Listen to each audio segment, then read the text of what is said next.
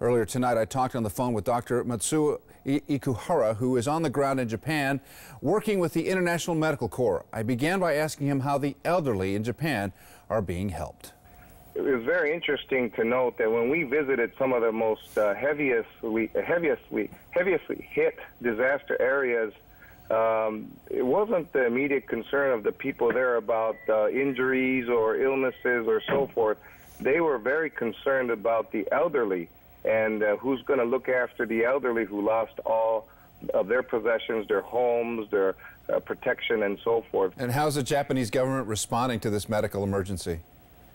Well, I think they're doing the very best that they can, both on the local, which is like the immediate level, and also nationally. But this is a tragedy which really is so large in terms of surface area, the number of people who have been affected, and the destruction. I mean, the total destruction of infrastructure, including roadways, electricity, communication, and especially fuel, because many refineries were put out of action. That essentially, even though in theory you could reach some of these places, all of the usual things that we take for granted, such as transportation, are incredibly difficult problems that need to be addressed before we can even begin talking about how to help the people there.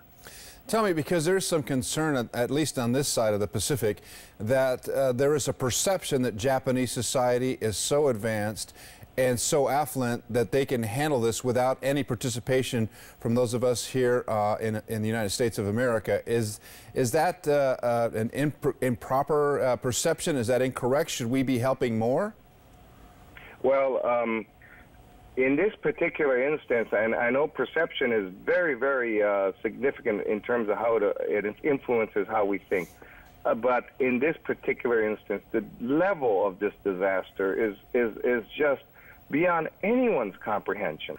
I heard of a very heartbreaking story where at East Matsushima, they prepared for earthquakes. I mean, and they have action plans, and they had their elementary school evacuate to a local gymnasium, which is very earthquake-proof. And these kids numbering up to 100 children in single file, very orderly, they went into this gymnasium. They thought they were safe. Everybody thought they were safe.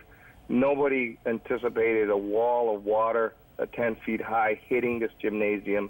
And unfortunately, the vast majority of these children didn't make it as a result of that. This is really the kind of example where even under the best of circumstances, no one could anticipate. They showed us a terrible picture of these kids' coffins lined up in neat rows in this gymnasium. I took a glance, and I saw maybe dozens of tiny little white coffins lined up. And when they shared that information, they did it because it was a plea of desperation, saying, we are really hurting here.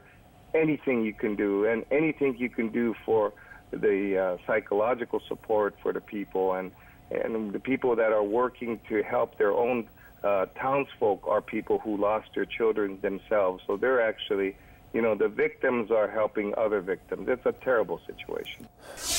The tragedy just doesn't end.